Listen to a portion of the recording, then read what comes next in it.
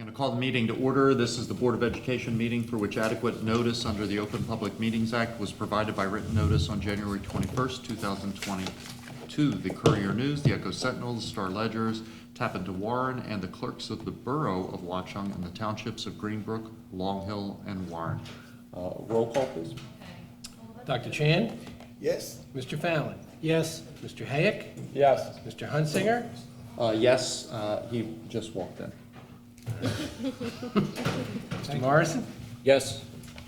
Ms. Ober? Yes. Ms. Potter? Yes. Dr. Shabilsky? Yes. Ms. Raban? Yes. And Ms. Burrows.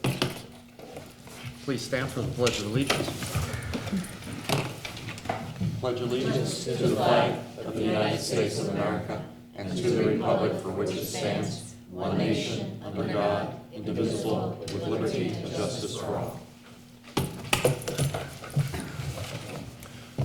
In accordance with the provisions of the New Jersey Open Public Meetings Act, be it hereby resolved that the board move into executive session to discuss confidential personnel and legal matters, after which action may be taken. It is expected that the matters discussed in executive session will be made public as soon as the need for confidentiality no longer exists. So moved. Second? Second. Anybody opposed? So shall it be done. So we're going to get started.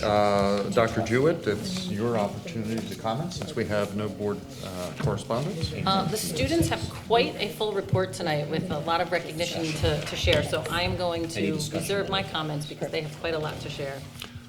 I will likewise defer. Mr. Stiles? And I will defer as well. Excellent. You guys are up. Congratulations. Congratulations to Jagdeep Bhatia. Jagdeep has been named as one of the top 40 finalists in the 79th Regeneron Science Talent Search, the nation's oldest and most prestigious science and mathematics competition for high school seniors. This is an extraordinary accomplishment. Each of the top 40 students are each awarded at least $25,000, with the top 10 awards ranging from $40,000 to $250,000. The top 10 winners will be announced at a black tie gala at the National Building Museum in Washington, D.C. on March 10th. We are proud to announce that all 4 of our students who were named as semifinalists for the National Merit Competition, for the National Merit Scholarship Competition, have advanced to the finalist standing in the competition. They are Philip Ding, Dave Kai, Jessica Young, and Vivian Zhang. 13 students were inducted into the Tri-Music Honor Society on February 13th, 2020 at 7 p.m. in the Performing Arts Center. The guest speaker at the ceremony was Diana Cheros Riley, a renowned flute player who holds a bachelor's degree in music from the Hart School of Music and continued her graduate studies at Mason Gross School of the Arts in Rutgers.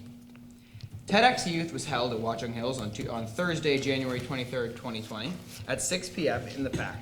Andrew Moberly, a junior at Watchung Hills, hosted the event. 9 speakers, 8 students and a teacher, were invited one by one on stage to share their thoughts and ideas on why not.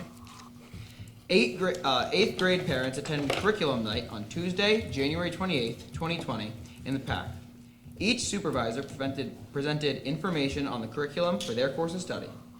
This overview included content area goals, placement criteria, and course and elective selections. Supervisors also addressed clubs and activities related to their academic areas. Parents were enthusiastic about all the school had to offer. The ALS Alliance held another successful talent show on Thursday, February 6, 2020, at 7 p.m. in the PAC. All the acts were exceptional, and the judges certainly had a difficult task declaring the winners. The results were first place, Christine Tanko, Katerina Calvo, Jack Malillo, and Ben Kosakowski singing Take On Me. Second place was Paul Riddler with the original song Don't Fly Away. And third place was Jack Osmond singing Love, You Should Have Come Over. This very successful night not only highlighted the many talents of the students here at the high school, but also raised awareness of ALS and generated over $400 for the Project ALS. February 9th, 2020 marked the quintessential of New Jersey becoming the 29th state to ratify the 19th Amendment. To commemorate the event, the New Jersey mock election, in conjunction with the New Jersey Women Vote Project and several New Jersey social studies and historical organizations, will be sponsoring NJ Vote 100 with the presidential primary mock election for the middle and high school students. several of our history and government classes with Miss Brown's, Mr. Lovejoy's, Miss Valvo's, Mr. Kruger's, and Mr. Tronzano's, and Miss Sock's classes will be participating.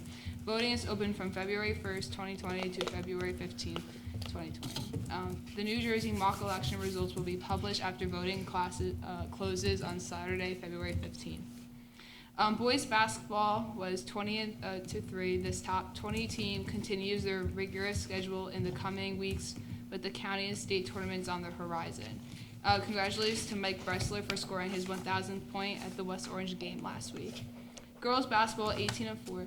The Lady Warriors basketball team shares the conference championship title with Franklin. They have enjoyed a successful season as they keep their top 20 ranking at the state level. The team will also start their county and state tournament games in the coming weeks. Boys bowling, congratulations to Zach Rager for advancing to the NJSIAA Individuals Championship Tournament.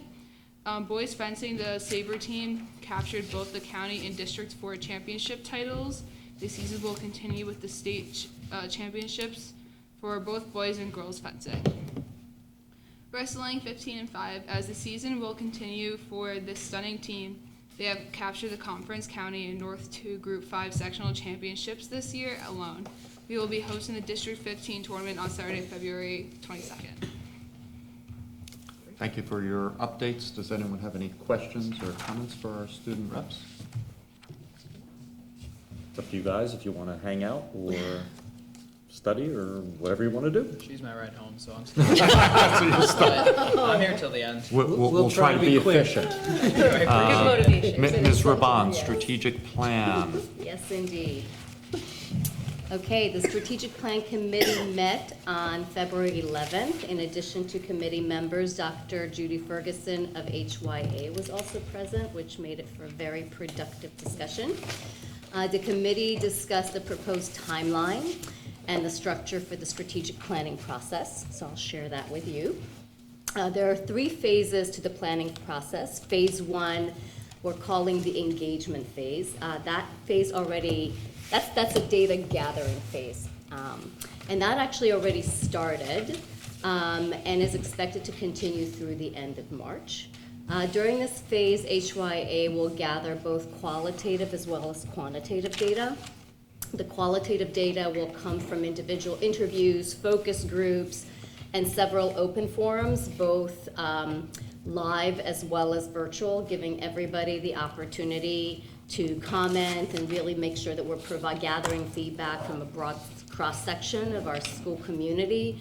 That's going to include staff and administration, students, both present as well as we discussed adding recent grads for their 2020 hindsight, parents, representatives from special groups such as CPAC, WHEAT, athletic boosters, band boosters, PTO, right? So all cross sections of our community, sending district superintendents, us, board members. So again, very comprehensive qualitative input.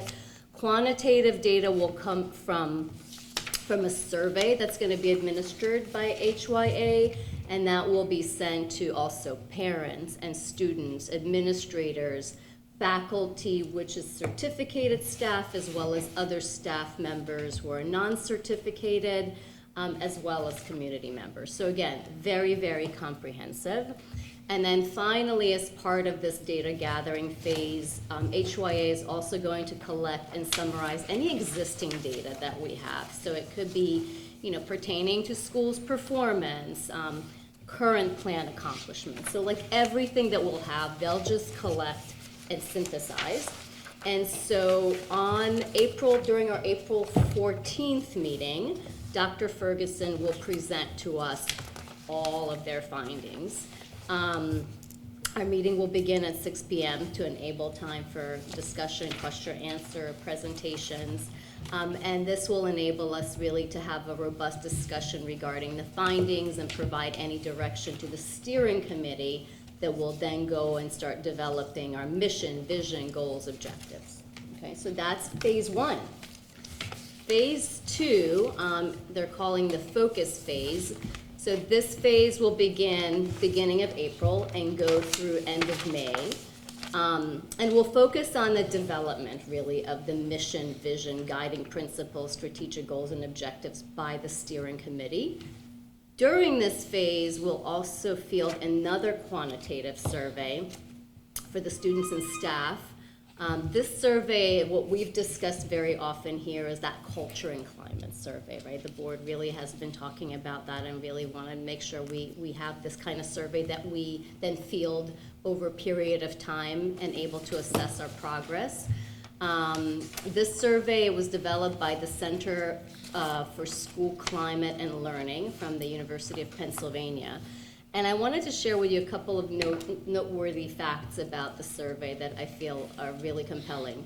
One is the specific questions of the survey are going to be selected by a committee, both of teachers and students. So you know how it is with surveys. Whatever you put in, you get out. So it's really nice that we're going to have a committee. So the Center for School Climate and Learning developed all the questions already, right? But you can pick and choose on what's relevant and meaningful to you and your environment. So our own folks are going to be able to decide what's meaningful and relevant for us. So that's number one. Number two, we will be able to cut the data by various, I call it demographic groups, right? Whether it's race or gender or academic aspirations or whatever it is, we're going to determine our relevant cuts. We're going to be able to look at responses based on those data cuts.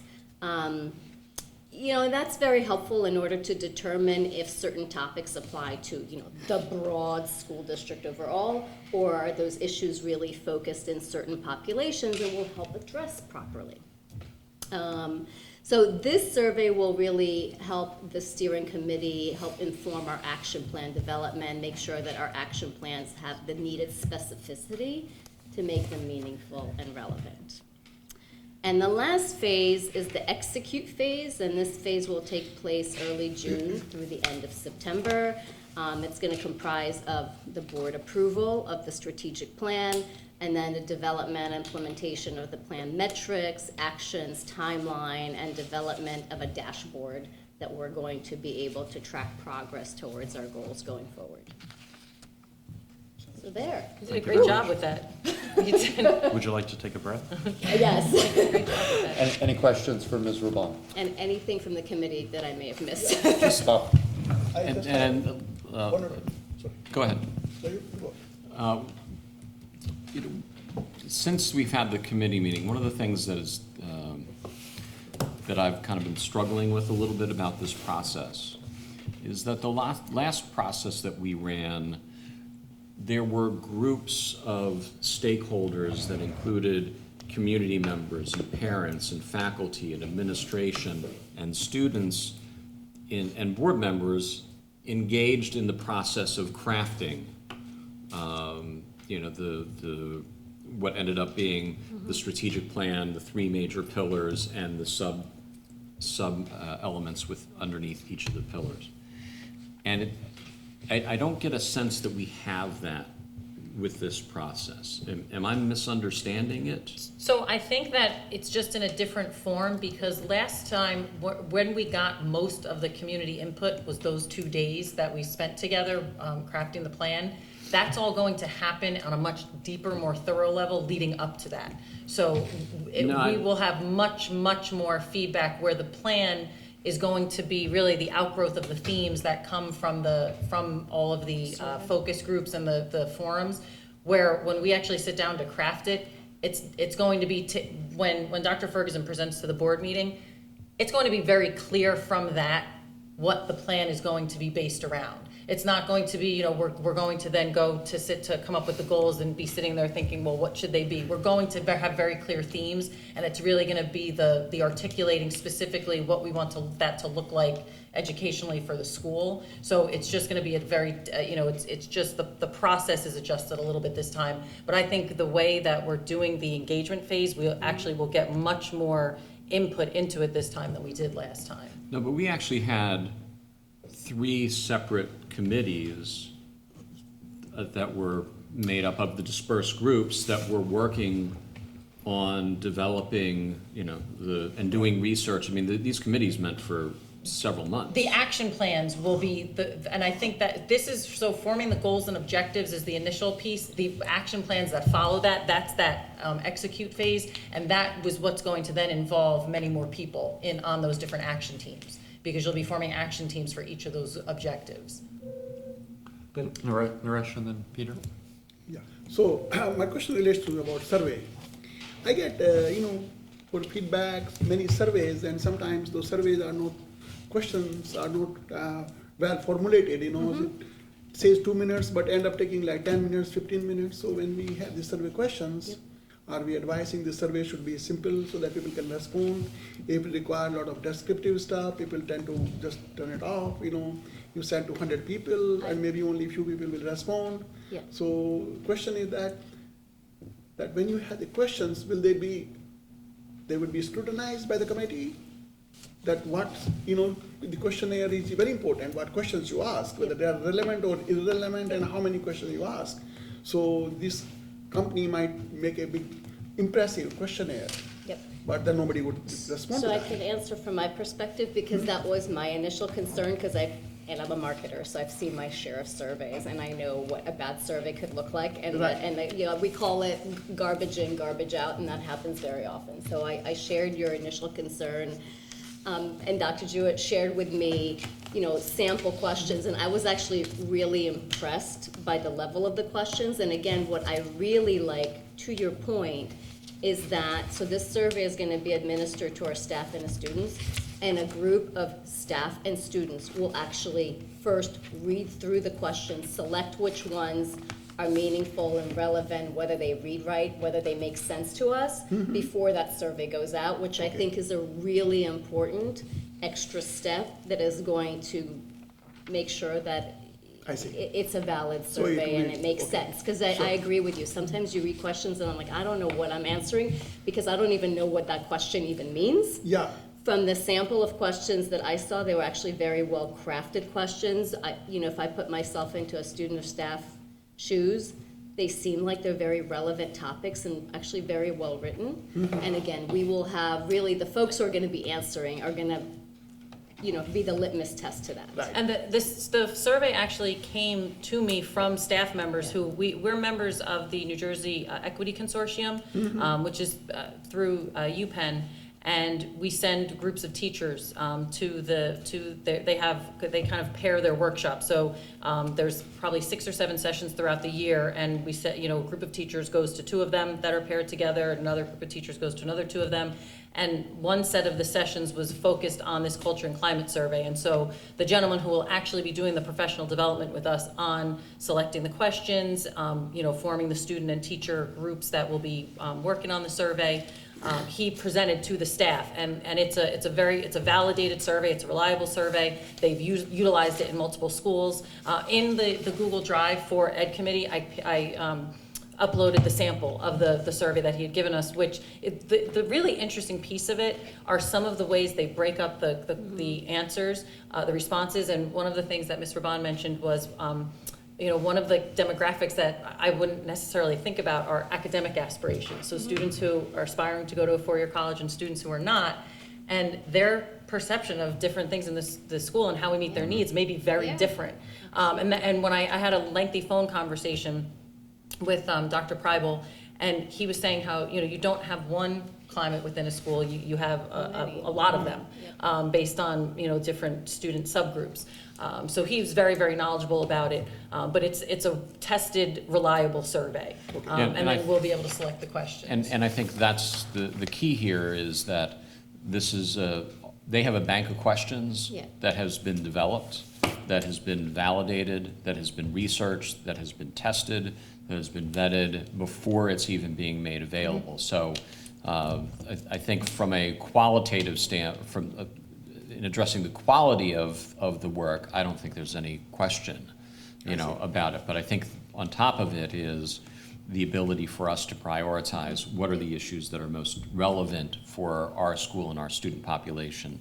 And I think for what them we to could even ask. give the survey questions to the board, where you could look through to kind of pick out what your priorities are, so that we can make sure that's included. And to follow up on the question before, the other piece to remember too is the board approves the goals and objectives of the plan. Yep. So after a draft is developed, we can have a work session here, going through it, discussing it, and we talked about after that, posting it on our website and, getting community feedback to it. I know that Freehold Regional did that with their strategic plan, where they actually, solicited public feedback on what the goals are. So, we can certainly, but the board will certainly have an active role in that before it's approved.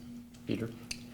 Yeah, I was also on one of those committees the last time, and my recollection is that, at that point, those committees did have stakeholders, including, community members, faculty, administrator, Students. board members, and but it wasn't developing the action plans, it was before that, it was developing the. That plan was different. That was the performance indicators. This one's gonna be a little bit different, where it's goals and objectives, and then each of those objectives will, the action plans will look more like what you did with developing the performance indicators. This will be a little bit different. Well, when we did what we're now characterizing as the Because you performance were on the indicator. post-secondary planning one, Yes. correct? Mhm. And once we got done with those, then those went to get action plans Yes. formed by the teachers and the administrators. One of the things that we're talking about though, because I share some of Bob's concerns, is that after the initial phases of gathering the information, my understanding is then we're having a work session meeting with the entire board Yep. to have these discussions, to Yes. make sure that these things that you and I Yes. covered in our various committees do get addressed by Yep. the entire board. Yes, I'm And sorry. that- Thank you for clarifying that. That's Yes. what I'm hoping is. absolutely. Yes, that's the what's process. going to And that's happen what on the we had the 14th. Yes. discussion during our committee meeting, is that when the steering committee goes to develop the specific language, there shouldn't be any surprises to us what the themes are, what those strategies are going to be. It's really them working out on the articulation so that it's not groupthink. Because I gotta tell you, I mean, I was part of the Long Hill Township strategic planning process 5 years ago, and it was also very collaborative. We had 3 separate meetings, and we literally, it was a really painful process. I don't know how it was over here last time we developed a strategic plan, but at Long Hill, it was really more, everybody had their term and their word that they wanted to fit in to the strategy. And in my opinion, what ended up happening is very long-winded run-on sentences, as opposed to really, well thought out strategic statements that we can then, hold ourselves accountable to. So I feel like this process to me felt right on, because everybody puts in their 2 cents. Everybody provides the input. We as a board get a chance to challenge and review the data and provide our input. And then the leadership team goes and, develops the right language, which, by the way, all of us will be able to still comment on before it's approved. So it feels like, we're empowering a leadership team, we're providing our feedback. It kind of feels like very win-win type of process to me. So just, and again, I'm going back to the last process, Yeah. because the last process was very effective. Yep. And small groups that we worked in, it wasn't about wordsmithing. It Okay. was really about learning, what are the priorities? And the fact that, what I found valuable about it was that we had stakeholders from all aspects of the community, board members, the alphabet soup of Yeah. all the Yep. stakeholders, Yep. in the room having very rich discussions, and with everyone leaving kind of their personal agenda and their title at the door, and hearing, particularly from the students, the very insightful things that they brought that really helped shape in a very meaningful way those documents through those discussions is something that I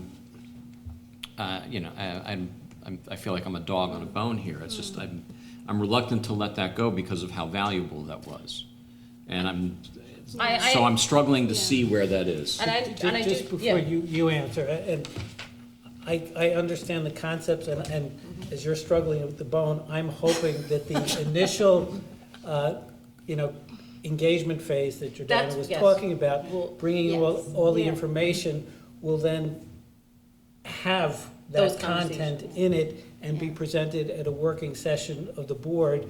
And I haven't ruled out at that point saying, no, it may need to be developed a little bit more further. We may Yeah. ask for more committee meetings at that point, rather Yeah. than move on to the Yeah. next phase. So that's what, Peter, that's an excellent point. We have a timeline, a draft timeline, but that doesn't mean that if it's not going the way that we believe it should, that we don't adjust that. You know, this is not something that's certainly set in stone, it's what we're trying to follow. But if at any point we feel that the process is not as inclusive as we want it to be and is not moving forward the way we want it to be, then we absolutely have a discussion That's what I was. and reevaluate that. And the other thing I think this time around too, it's the engagement phase is going to be, I think, more productive than last time because the majority of people involved were interested in doing a strategic plan, but did not know what it looked like, what it meant, you know, really didn't understand what that meant 5 years from when they were talking about it. Whereas now, for the past year, parents, students, and teachers have brought up things to me in different conversations about, you know, well, is this going to be, since it's a goal for this plan, and just all different types of conversations, but the fact that they refer to the strategic plan, especially with the SEL goal in particular of, you know, are we going to be done doing this because we're going to be done with the strategic plan? Is this something we're going to be continuing? But there are a lot of conversations around it. So I think that it's going to be a much more inclusive process this time around because people now actually know what it is. So I think that will, you know, have a tremendous benefit for the outcome of it. One more question. So the strategic plan, the question is that the strategic plan to develop is to meet our existing goals, or the strategic plan would also define what are going to be our new goals. Yep, I mean, potentially. Say that again. It's Interesting. going to define what our goals will be Yes. for For the next 5 for the years. next 5 What will years. be our new goals? So Yes. that would be part of that, right? It's not that we want to Absolutely. improve our system to meet our existing goals. No, it's No. I mean, chances are, as I just jokingly said, where people think, oh, we're done with SEL, it was part of our 5-year plan. You know, that is certainly, I don't think it's gonna be surprised that that's going to be that's going to be a big part of it. So that's why a lot of it is going to be looking at what are our current goals that we feel we still need to make progress towards, that are still priorities. What are some of our current objectives in the current plan that we do want to be priorities and that we have not made enough progress towards. And then what do we have in our current plan that maybe, 5 years after we set it as a goal, it's not something that we want to continue focusing on because our needs have shifted. Right. So there's kind of those 3 buckets, I think, of what's going to go into it. Okay, thank you. And I'm in the process of sending out the invitations. I'm trying to space them out to not overwhelm everyone. But I do like Freddie had a great suggestion about including the alum. And so we are going to try and do a virtual forum for recent graduates where they can dial in via Zoom. And what I'm going to do, so we're trying some different ways of reaching them. One is I have a list of parents of current students who also have recent graduates, so that I can send them an email kind of explaining that I'm going to ask them to forward my invitation to their older children. Then I'm also going to send that out to all of our staff to say, look, if you keep in touch with any recent graduates, please forward this on to them. And the same for you. I'll send it to you so that, because this is something, there's no maximum because we can send it to 500 people. I'll be happy if we get 20, that call in. But we're going to try. And the same thing, the community forum, we have an in-person one and we have a virtual one. And the in-person one is for anyone. So if a student can't make it to the student session, or a parent can't make it to the parent session, or a teacher can't make it to the faculty session, they can all come to that. So we're trying to get as much input. And I know Dr. Ferguson's intent with those is to try and make them interactive. So that's why she's actually looking at different rooms to do them rather than just in the auditorium, so that we can have some good engaging conversations. And I'm talking to her about which ones I will be at and which ones I won't. Likely, I'll be at the community forum to give a little update on the state of the district and the progress we've made on the current plan. But then I have to talk to her about whether, I might leave that, just so that way people feel, more comfortable sharing whatever they want to share without any school personnel there. Same thing with the faculty session and those types of things. So if you don't see me there, that's why. It's intentional. So we had talked that there was some concern about turnout, for the public sessions. So I'm wondering if we could maybe go to an age-old trick and offer dinner, or food, or some incentive for, hey, we're gonna serve dinner and we're gonna talk about the future of the district and have a street, and maybe have our students, maybe it's too much to have them cater it, but maybe, They could do desserts though, or. yeah, get them involved, maybe they could do, so it's, at the same time, we're bringing them in, we're getting feedback, we're also showcasing some of the That's programs at actually- the same time. That's a really good idea. Club would love to do that. That's a great idea. Food always gets people to turn out. Yeah. Dessert, everybody will show up. Yeah, but that's a great idea. Any other questions for Ms. Raban or comments? Yeah. So just before we get off this topic, I just want to address Mr. Morrison's comment. I think your point about making sure that we have that robust discussion and feedback is critically important. So I in no way want to be like dismissive of that. No, I So understand. if we don't get there, please hold us accountable to make sure that we do, because that is my You do know who you're understanding. talking to. I know, I just want to make sure he knows. He absolutely will. Tim just wants to emphasize too, and you mentioned this in your report about the April 14th meeting. Right, we're changing the time of the meeting to 6. 6 o'clock, Yes. so Yep. just check your schedules, make sure that's okay. We wanted an extra hour. No, Yeah. no swipe cards. Oh, that's right, it's Peter's birthday. That's right. Yeah. We'll make it part of the strategic plan. Yeah, so 6 o'clock on April 14th is the start time. Thank you. Great. First opportunity for public comment. This is for agenda items only. There will be a second opportunity for any item. Seeing an enthusiastic response, we'll move on to board discussion. One of the things that came up on our call on Thursday, given that we've got newer board members, is a revisit of how committee reports are communicated. So prior to many of those who've joined recently, there had been differences of opinion as to how committee reports should be transmitted. Options include you get it on the Friday packet and you've got essentially a limited amount of time to ask questions of either Dr. Jewett or the chair to be prepared for the Tuesday meeting. That's kind of your shortest timeline. Longest timeline is as soon as the committee meets and the report is presented, that it's emailed to everybody. And then something in between that would be a SharePoint site where it's available if you want it. Otherwise, it'll show up in your packet. So we thought it would be worthwhile to revisit that issue if there is an overwhelming preference one way or another, so that Dr. Jewett isn't spinning her wheels trying to figure out what everybody wants. Are you talking about committee reports or committee minutes? Committee minutes. Yeah, Essentially. Same reports, thing. yeah. I look at it The the written same. And I think putting them in the Google Docs is the first thing to do. That way, anybody who wants to see them as soon as they're ready can see them. I don't see a problem with also including them in the electronic packet on the Friday.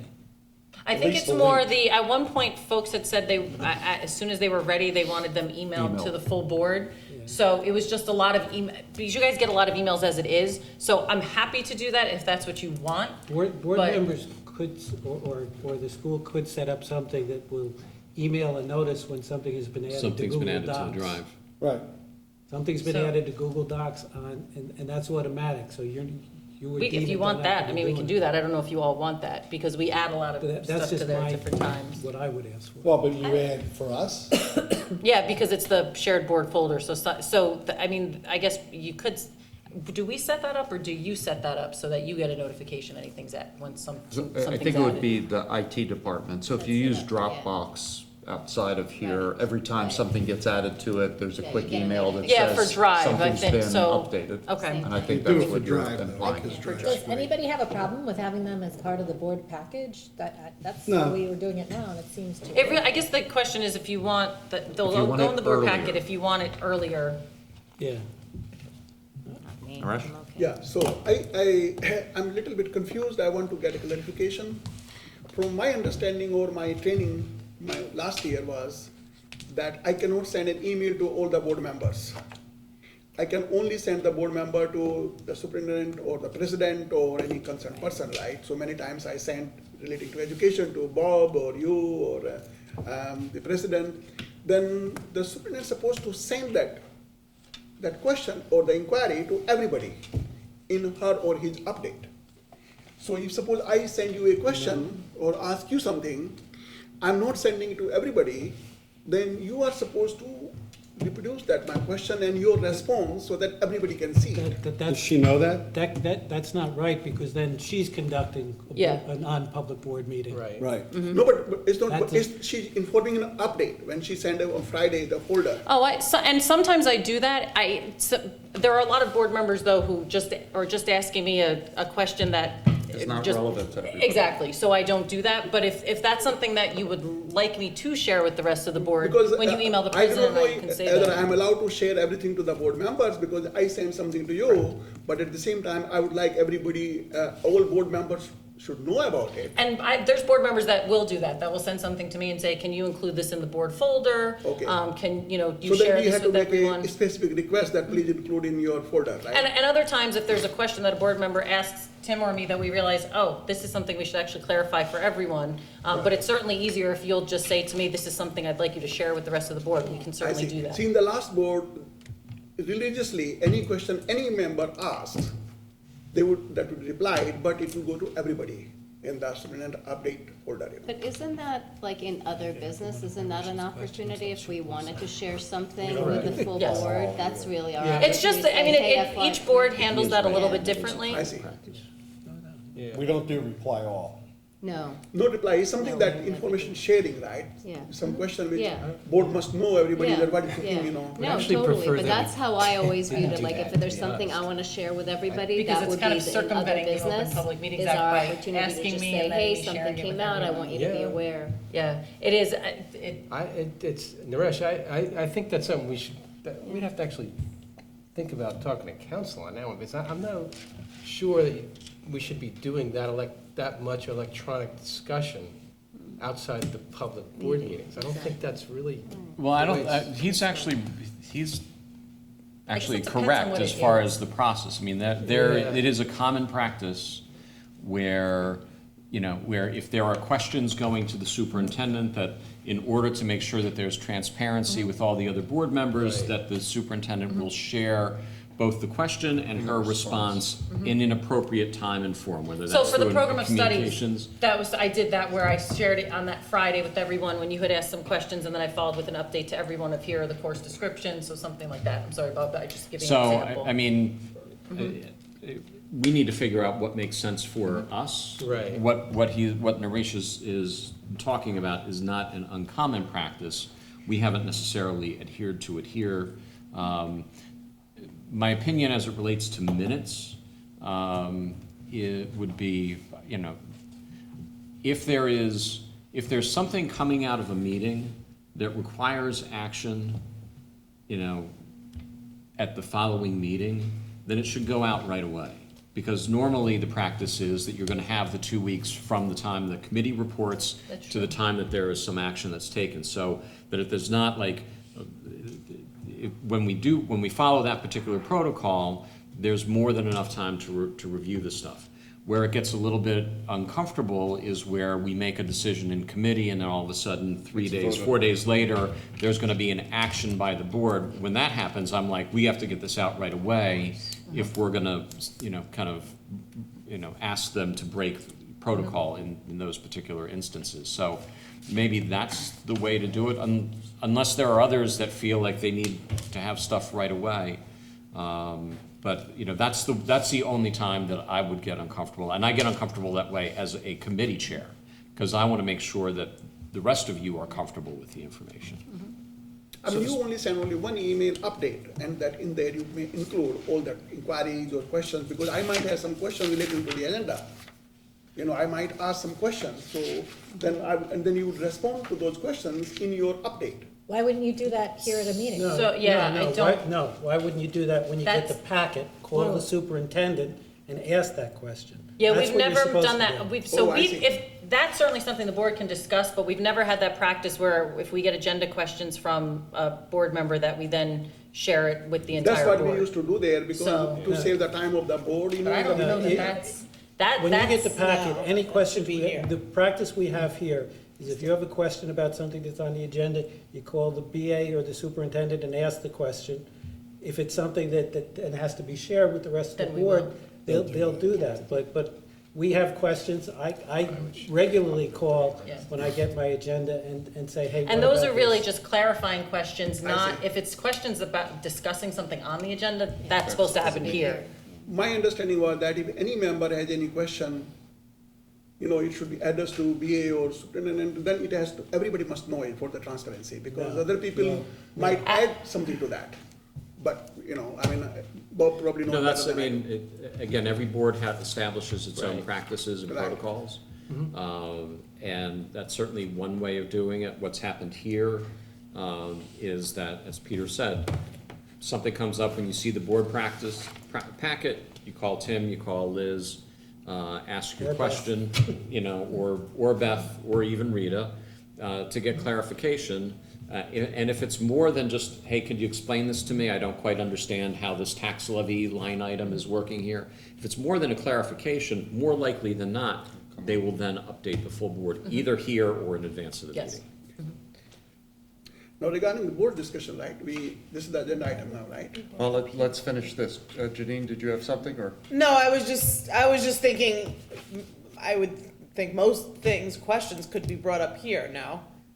Sure. You know, I mean, I can't think of that many questions that, Everything can unless be it's brought up something- here, but often when there are things you just need clarified about what's on the agenda, it's Okay. often better to go ahead and call one of the three or four of them. Or if it's something that we want to, that we may need to get extra Do information research. on to bring so that we can answer it at the Because, meeting. because one of the things that we've tried to avoid here, that we've had sometimes happen in the past, is when the superintendent or the administration has been surprised by either, you know, problems Gotcha. that board members have had with it. So as a courtesy to our administration, we, you know, raise the issues with them when we get the packet to the extent we can.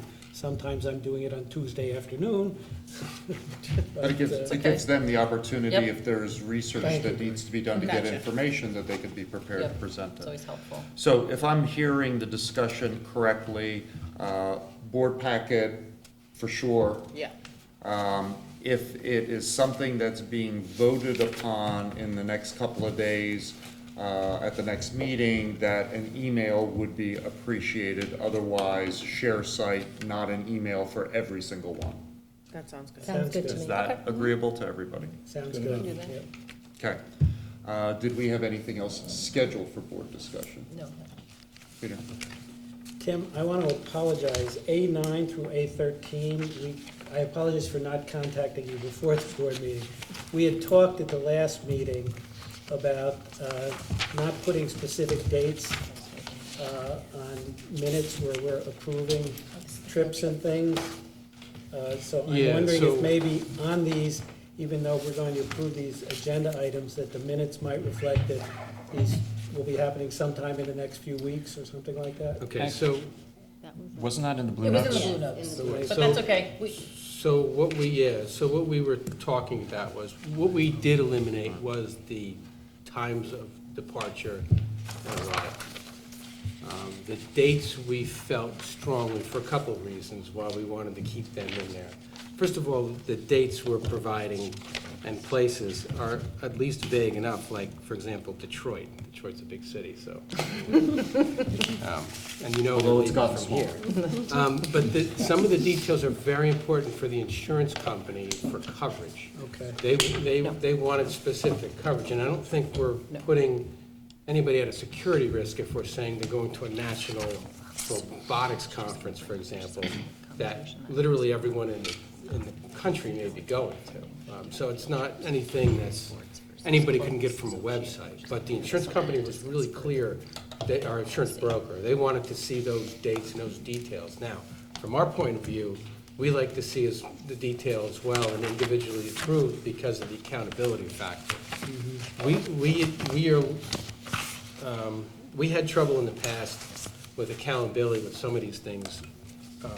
So we've kind of made everybody accountable when they're going on a field trip. They give us when you're going, you know, The what cost, conference, how many the cost, chaperones. how many chaperones, so all that stuff is important for us to make the whole folks accountable. So that's the reason. The only thing we felt we really should take off is there's no reason why we have arrival times and departure times. That's overkill, and it's not necessary. So, anyway. Thank you. You're welcome. As So- long as we're on that subject, I wanted to bring up my issue with items A9 through A13. If I can interrupt 1 second, and I don't mind talking about it, we don't really have anything scheduled for board discussion other than what I've brought up that's appropriate for other business, but if everybody wants to do that now and avoid the other business part, we can do that now. No, I can I can be wait. flexible. It can wait. If it influences your decisions on votes or No. stuff, then I think we can talk about it now. Do you want to do it now or when we get to those agenda items? Is that what? It Agenda could be items, so either. that's coming up next. So- Bob? Go ahead. I'm good.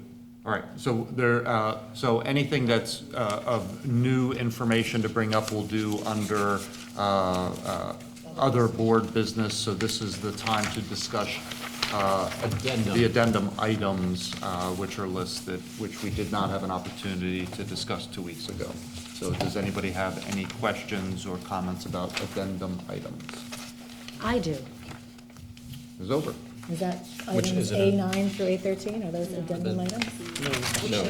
Sorry. To talk when we're going to approve them? Is that what you want? A18 through Once A20. we're approving tonight. Okay, so we were not at the point We're of not there moving yet. them. Okay, sorry.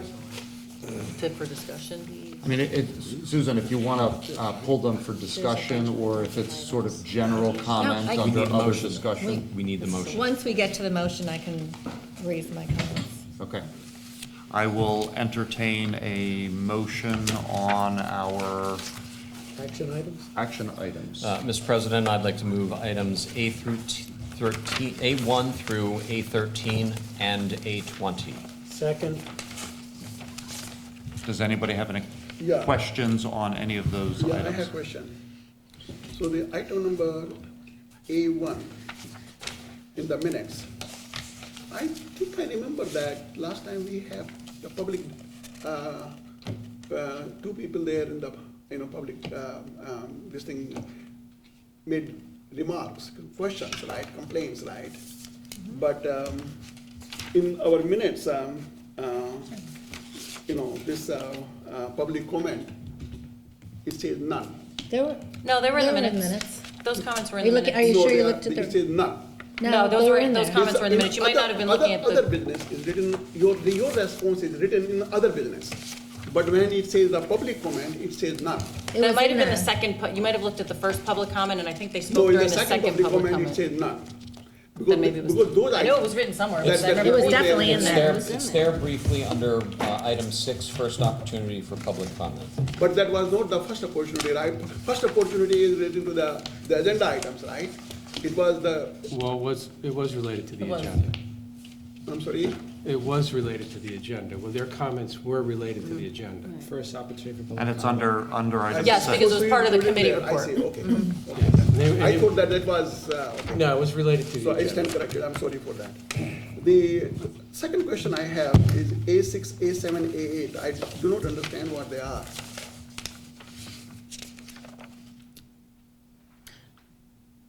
Oh, we talked about this in, At the last meeting. Yes, so those are really, the first one is an agreement for tuition for employees' children as per our collective bargaining agreement to send her children here for tuition. Okay, I see. So that's that one. The second one is a sidebar that we're approving. The sidebar would only go into effect if we end up taking back days of school that are currently vacation. It's just a way to, because we have no, it's first come, first serve when teachers apply for personal days. And if we have to take back days from a vacation, there's obviously a lot of people who put in for that, so it's just a process for that, a lottery for that. And then A8, you can That's talk a little bit about the yeah, semi waiver. It's a special ed Medicaid initiative. That's the acronym. It's money you can get from the state. If you have X amount of students that are on free and reduced, we're actually below that, so we approve the waiver. Okay. So we don't take, and the money's, it's not a lot of money, and quite frankly, it's a lot of paperwork for a very little bit of money. So if we had more free and reduced students, it would probably be worth looking at. Okay, We thank you. don't. So, my turn. Yes. So yeah, I had some concerns or questions about items A9 through A13. You know, I want to preface this by saying that I think it's thrilling that we have student wrestlers who have made it to the state finals. But when you put the numbers in black and white like this and you compare and present them against other co-curricular activities of students, the dollar amounts that we spend for the athletes are so much more generous than what we spend on other co-curriculars. I just think it caused me to go back to our policy for travel, and then I talked to Tim, as I guess we're supposed to do, to ask, how do we decide what we're gonna spend money on? You know, we have a trip for a robotics championship, and we have 2 chaperones for 40 students out of state. And we are spending money for the registration fees, but no other travel reimbursements. Everything's coming from the students. And yet we have 6 wrestlers being accompanied by 3 coaches. So that's one chaperone for 2 students, and for full freight for all their travel expenses. So I don't see anywhere in our policy that says that that's how we reimburse for travel. And I think we should have better transparency. Is your concern transparency, which I think is there, versus equity, which one could argue may not be? My concern is there's so many, it makes me think about students who can't participate in any of these things because of their lack of available funds. I think about our strategic plan and our focus on equity, diversity, and inclusion, and I think about the lack of inclusion of people who are economically disadvantaged. But I have to wonder, where do we come up with the numbers and the justification for paying full freight for athletes and not for other high achievers? How much did we spend to to have this student who's a finalist in the Regeneron science competition?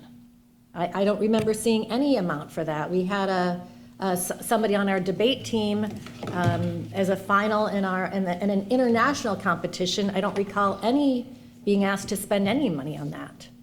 So I think, and when you look at our policies say that we provide financial support to the extent that we have resources available. What does that mean? So I guess I'd ask the question, how often have we rejected a request? So how do people know to even ask for money? Are you talking about individual, like parents who may not be able to afford a particular I'm trip, talking about or- many things. It's not even I just necessarily a wasn't sure if you meant matter of... employees who run the clubs, or if you're actually talking about families who, when there's a cost per student to something. Yeah, or even the chaperones themselves. Or even the chaperones themselves, how is it that, some chaperones have their meals paid for and other chaperones don't. Some chaperones have their hotel rooms paid for by the school, some have them paid for by the students.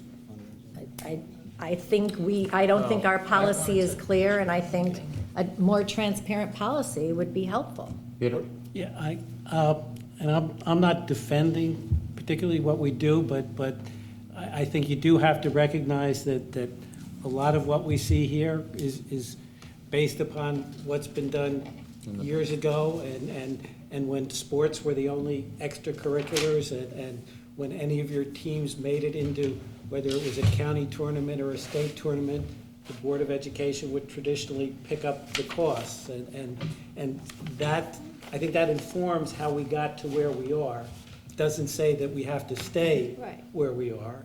And- Well, and- that's why I'm raising the issue. I mean, I know my own interview as part of the strategic plan is next week. And, this is a hot button for me, is what we pay for as a school district and what we don't. And all I'm suggesting is that, I think that's something worth looking into.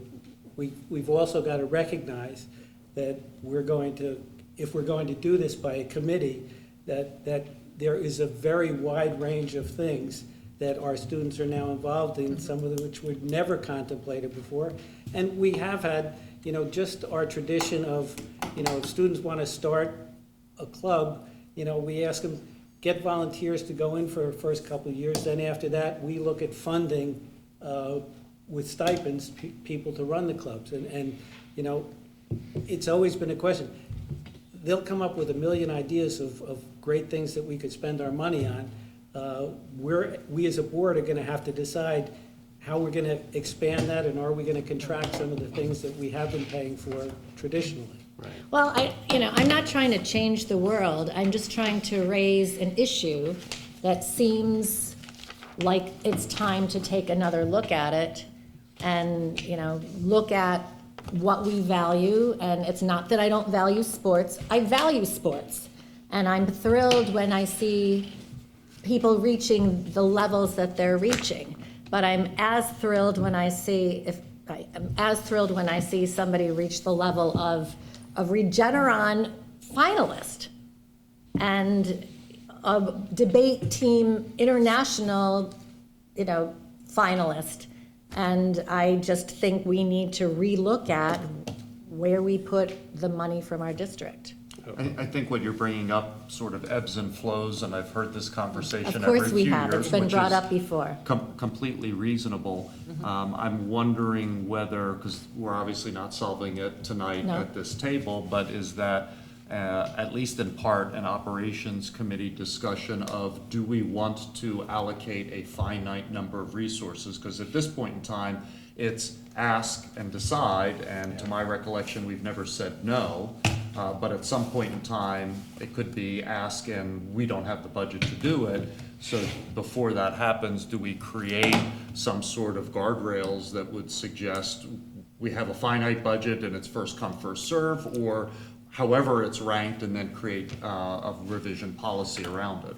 Well, I don't think anybody has the answer right now. I'm really not looking for an answer. I'm looking for the beginning of a discussion that I don't want to be dropped again. I'm listening to you make the reports about, finalists in other sports, fencing, track, and, it's gonna come up again. And again, I am a huge sports fan. I'm a big supporter of sports, the sports program. I'm proud of our sports teams, but there's a lot to be proud of in this school. And I just think it's time, and I just do not plan to drop this. I will bring it up every time we go through this, because I want it to be something we think about and perhaps look toward changing.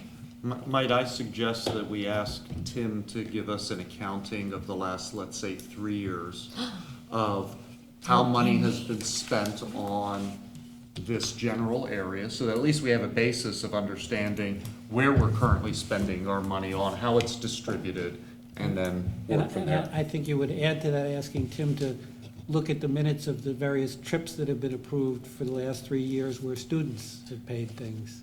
to get an idea of at least what that part of the universe looks like. Sure. We could What is look spent at- and what is spent by others, but still happening. We could slice it and dice it by what we spend on male sports versus female sports and really have Wait, fun. hold on a second, let me stop you there. Before we get into Title IX issues, look, it's one sport where we do an overnight trip. One. That's all? Wrestling, that's it. So before you get crazy on every sport, it's one trip. It's the wrestling trip, It's that's very it. unique. We used to do track years ago, but that's kind of went away. And we limit the number of coaches that can go Right. based on the number of students that make it. We actually sat down and looked at this very carefully a couple of years ago in terms of what kind of supervision is needed Right. for what's the minimum type of, what's the minimum amount of supervision needed, even if you only have 2 athletes down there because they're in separate, they may be in separate locations. You know, we do need at least 2 coaches, but we don't send the entire coaching staff. We struggle with this constantly with the realize we request. do. So, I realize so we it's, so it's certainly, you know, it's a valid concern, and it's something that we are constantly trying to work on being equitable with it. I mean, the principal, the director of curriculum, and the 3 of us will be sitting down trying to figure out how we can maximize opportunities for students without having to say no because of limited resources. So, you know, it's certainly something that we are continuously looking at, but the wrestling trip is very unique. That is the only state tournament that's an overnight trip. Right. It's but Atlantic for- City. It's, I don't know why it's there, but it is, so. But there's, the other trips on the co-curricular side, the ones we look at are robotics, Model UN, and JSA are the 3 that I can think of, right off the top of my head, that the parents pay for. FBLA. The band. And FBLA, thank you. The band is unique.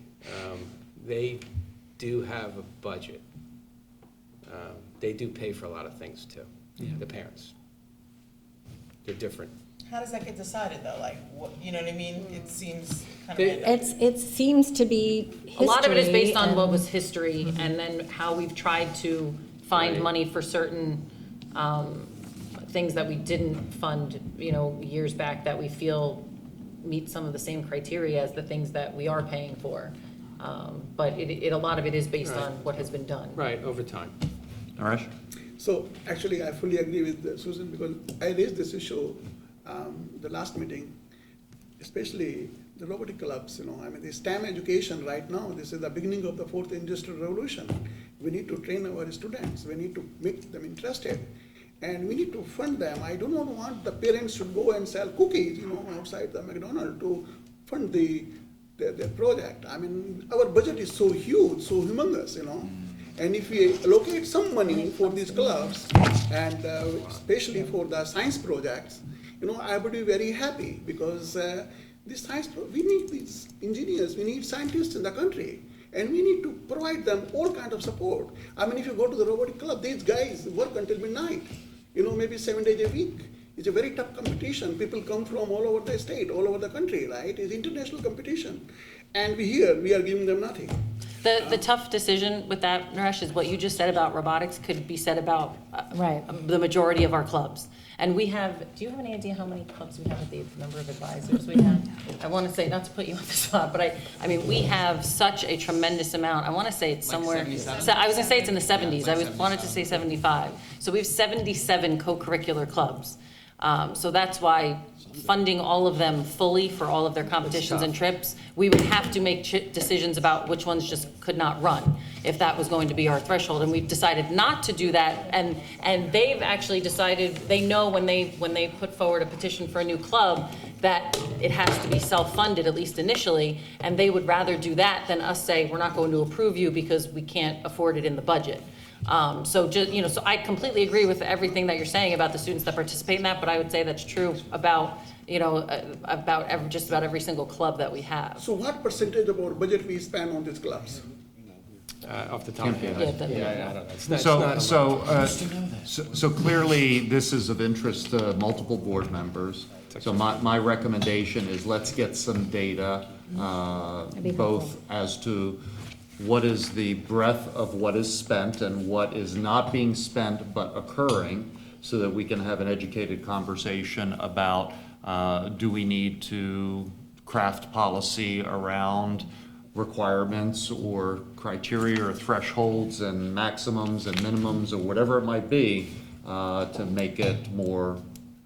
Was it Fair. Ed Committee that we had the transportation discussion with regard to field trips, where we Yes. came up with guidelines of, when we would pay for the transportation for the trip as opposed to making it student funded, and that's worked pretty well because it's made it more equitable and it's allowed the clubs to anticipate what costs they're going to have related to that, so that was effective. Is that something reasonably Yeah, we'll put achievable? some. Okay. Hey, Greg, do you think this is something that actually should reside in Ed Committee?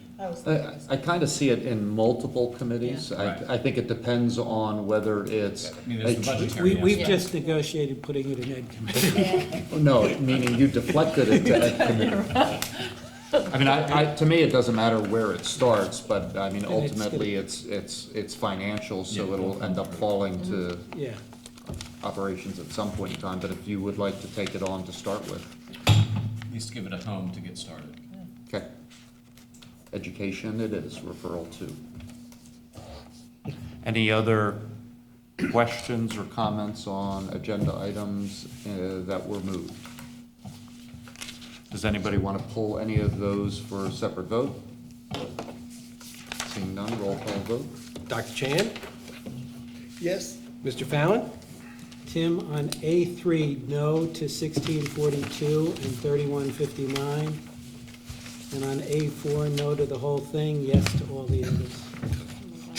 Like I got that one. No to the first two. Yeah, I got you.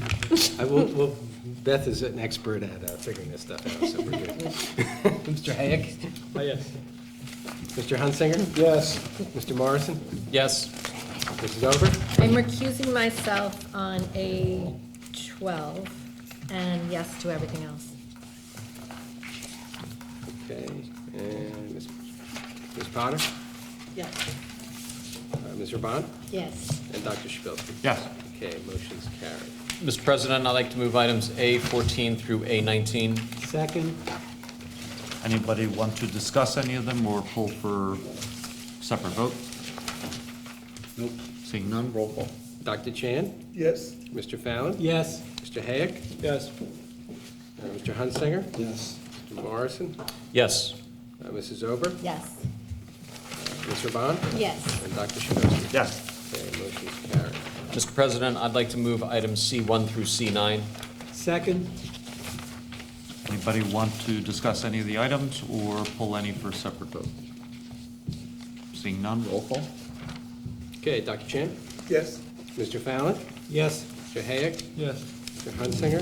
Yes. Mr. Morrison? Yes. Mrs. Ober? Yes. Ms. Potter? Yes.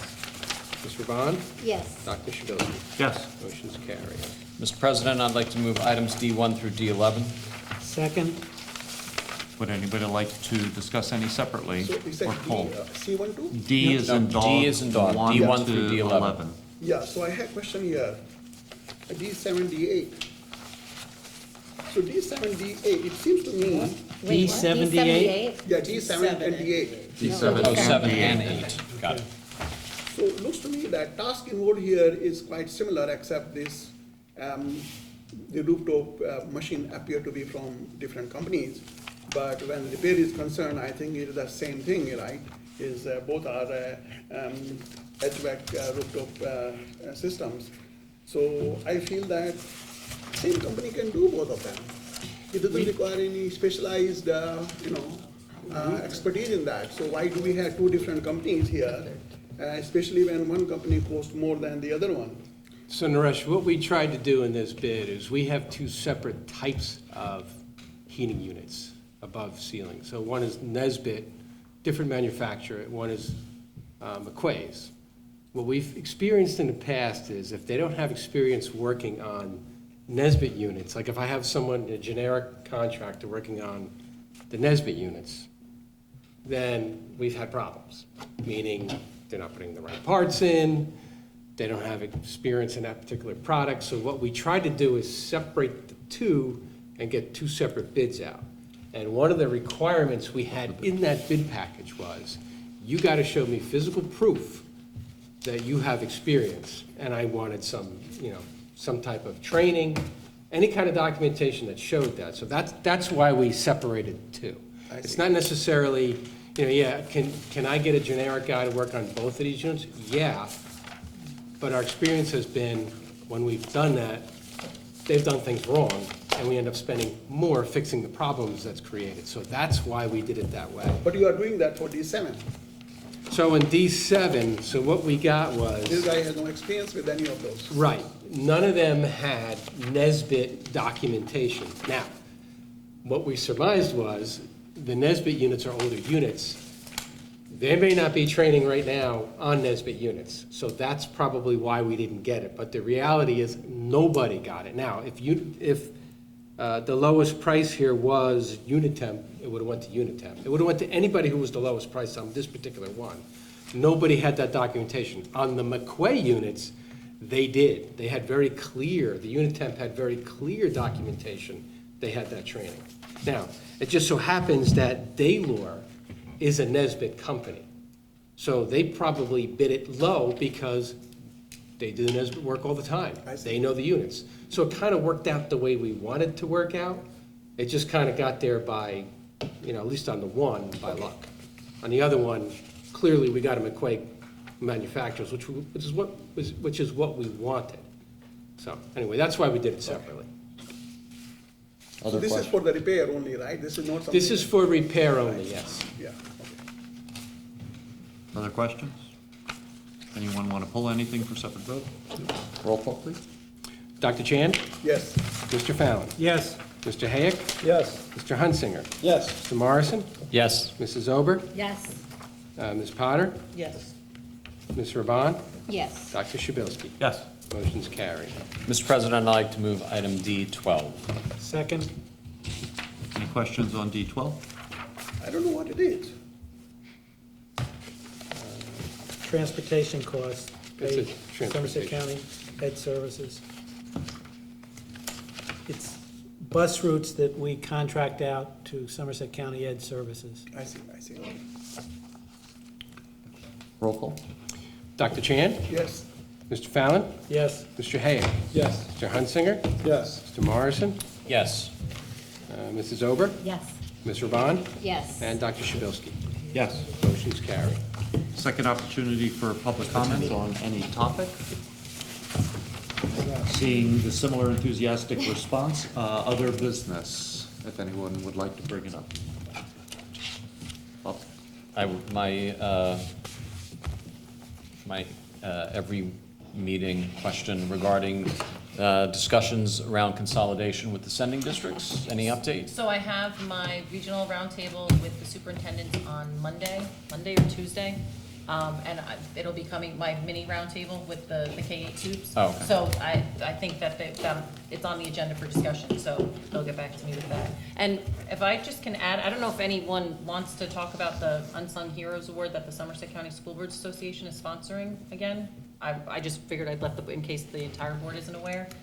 Yeah, so the Somerset County School Boards Association picked up on a program that was actually started in Middlesex County, where it's an opportunity for high schools in the county to select an individual student for recognition that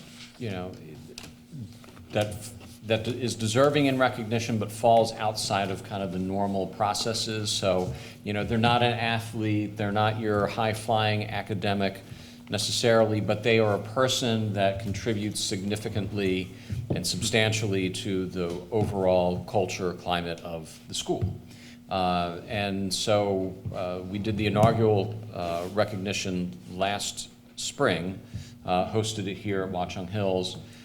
It was a great event. All the high schools brought, and they came with their superintendents, and they brought a particular student to be recognized. And the stories of the accomplishments of these students and the challenges that they overcame and what they contributed to their schools was really just incredibly moving.